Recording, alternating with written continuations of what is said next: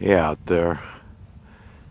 This is Saturday, January 31st, 2015. I'm in Northern California. This cow over there looks a little curious about what I'm doing here. He's separated from his herd. He's out here by himself because his herd is way over here hanging out. Now that's a peaceful landscape if I've ever seen one, huh?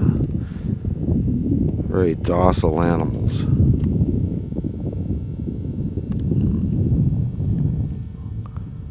This guy's just a wanderer.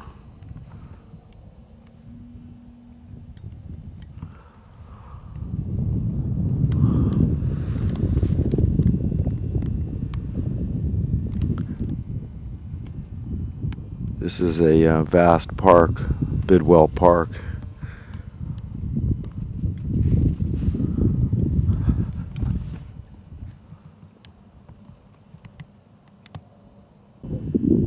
Well, I'm going to get into a few things today. And one of the things I'd like to focus on is word interpretation. And so often I think that we hear a word and we immediately think we know the definition, so it's settled in our minds as to what somebody's talking about when you hear a given word. But it's a lot deeper than that and a lot more convoluted. And a lot of this stuff is incidental, but a lot of it is intentional.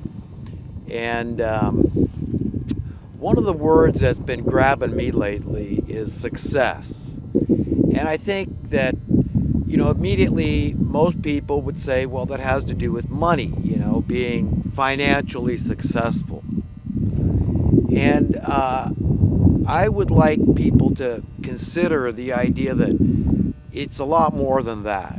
That being successful means living life with the right attitude, with the right spirit, and understanding that all things are relevant when it comes to defining success. And even in the financial term of success, then, you say, well, if you put me on a national scale, then, I'm really not successful. You say, well, compared to this guy, you're unsuccessful, you're poor. But then if you compare yourself to somebody that is indigent and living on the street or in their car or in the bushes or in a shelter, then you would say that you're prosperous because it's relative. So it's so important, I think, to see how we're divided and to what degree, and the profound nature of the division, how deep it runs, and how we've all been hoodwinked and duped, and these blinders have been put over our eyes to think that, things just have to be this way because they are this way. So, instead of complaining about it, you should just accept it and embrace the system and conform. And I would beg to differ with that philosophy. In fact, it's actually quite the contrary, because the more we conform to the system, the more we're complicit. So there's no easy out for any of us. It's not like any of us can say, well, wait a minute, I know I'm smart enough to go out there and make a lot of money. One of the most popular ways of making money out here in California has to become a landlord, which is, to me, the modern day overlord. These were the ones in ages old, these were the ones that were hated, unless they were kind overlords. When the kings are cruel, I would say, then the people lament. But when the kings are kind, the people rejoice. So yes, through history, we've had kind kings and we've had cruel kings and queens. But It's all mixed up now. What's happened here is that it's a kingdom by proxy, that now the landlords have hitched their wagon to the top overlords, and the top overlords, first and foremost, are those with the money printing rights. I mean, come on, give me a break. If that's not sorcery, if that's not alchemy, I don't know what is. That, you basically turn nothing into something. Nothing being basically paper, dirt cheap, ink, I mean, not much more for, to print a $100 bill. What is the ink involved? A couple of pennies, maybe? And you turn it into this, very valuable commodity. It will purchase, all the goods, all the services you can ever dream of if you've got that magic elixir known as money. So that's why these are the top overlords. And closely behind them and attached to these people, actually, that this necessary, this association of criminals is the government, the politicians, these people that are exalted in the eyes of the public. Well, that's the president, and that's a esteemed congressman or senator. Oh, this is a Supreme Court justice, or whoever these people are. They're just people, and in the sight of God, He has no more reverence for them than for you and I, as it is written. God is not a respecter of persons. If there's respect due, it's due to God primarily. And any respect and consideration we have for one another should be given with God's approval. In other words, you don't be a sycophant to one man because of his position and place and not to another. That the bum rolling around on the gutter and rolling it around in his puke is just as beloved in the sight of God as the President of the United States. And that's really the paradigm that we've got to adjust our paradigm to, is always trying to see, always striving to find the ultimate truth. And then once you discover that you're wrong, you've got to admit it in your heart. This is confessing, this is admission, that you're wrong about your belief system, that your fruits, because your beliefs and your fruits are one and the same, have been rotten, basically. You've got to put down your false pride that says me as a human being, as a mere mortal man, can, in any way think more wisely than my Creator, is ridiculous. I mean, after all, which one of us can say we created our brain?